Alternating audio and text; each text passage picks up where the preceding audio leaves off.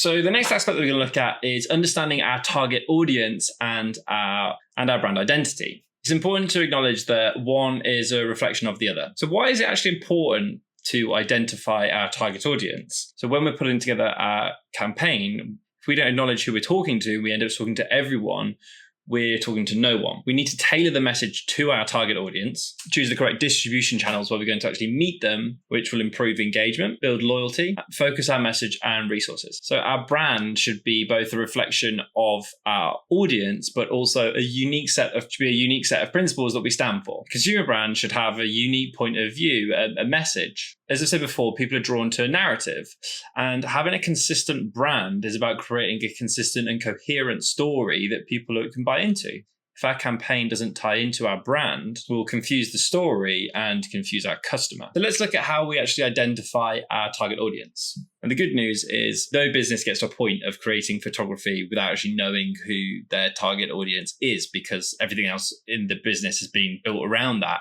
Photography is one of the last things that's actually done before a product or service goes to market. Nonetheless, acknowledging, understanding, and being aware of that target audience remains relevant throughout the process. So what we need to do is create a demographic profile. So depending on the scale of the project, this might be done by an in-house marketing team, potentially even an external creative agency, or for smaller businesses, it might just be you if it's a smaller business. Now, an external agency or large company might do a lot of research into gathering this, but for a smaller business or an individual sole trader, it might be based on some desktop assumptions and a bit of third-party desktop research that we can do. So let's have a look at what an exhaustive demographic profile should cover. We'll start off with the basic information. That's the age range, their gender identity, location. So potentially they might just exist in one geographic region, or maybe it's a country, ethnicity or cultural background. Then probably some socioeconomic factors. So their education level, their occupation, what industry they work in, their income level, and potentially their social class. The next area we're going to look at is their lifestyle and personal traits. So their relationship status, their household size, family structure, their living situation. Maybe they live in a city or they live rurally, hobbies and interests, media consumption. Then we'll want to move on to some behavioral insights. So what are their shopping preferences? What are their buying behaviors? How frequently do they buy whatever it is that we're selling? Where do they buy it? How loyal are they to brands? Are they an online purchaser or an in-store purchaser? Their decision-making style, are they impulsive or research-driven? Then we'll have a look at their values and motivations. So that'll be their personal values. Maybe they're into sustainability, convenience, status, their own personal goals and aspirations. Some particular pain points or frustrations. That's what are we looking to solve.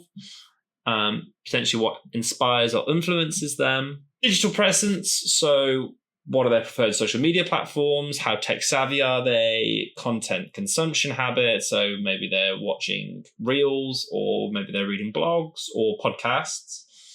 Then their engagement style. So are they an active commenter, passive scroller, and so on? So this demographic profile is pretty exhaustive.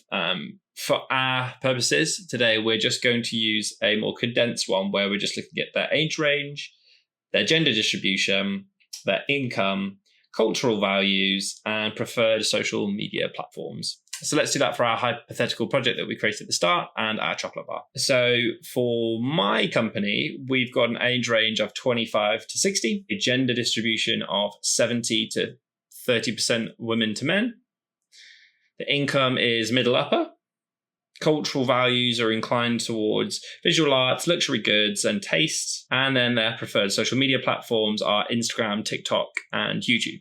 Now, from the perspective as a photographer, all of those aspects that we've looked at are going to influence the actual style of the imagery. It's also going to influence where the imagery is going to be distributed, which is also going to, again, influence the style. So, for example, if we're buying someone a birthday cake, it's our 75-year-old grandma, we know it's probably not going to be relevant to buy them a little Peppa Pig cake, unless you've got a rather eccentric and childish grandma. So the demographic profile is telling us as much what not to do as it is what to do. It helps us to filter down to what's appropriate.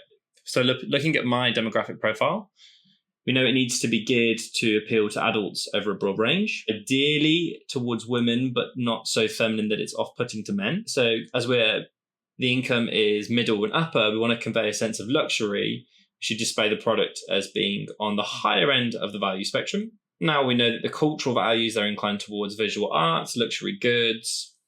So again, I want to reflect that luxury interest in our imagery. And then again, finally, looking at their preferred social media platforms. So they're into Instagram, TikTok, and YouTube.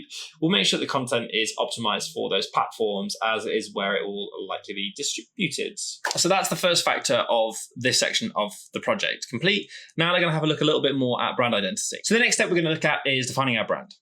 So as I've said before, a brand is essentially the story that we're telling to our customers, and they buy into that story. A brand is basically what the customer feels about us. The better we define the vision of our brand, the more clear the sense is, the more clear a customer is about their feelings towards us. I can't just show you how to simply create a brand. It's a huge endeavor, and it takes people years and years of work to even get a good base in how branding works. So I have included some extra reading on books that I recommend if you're starting down that journey.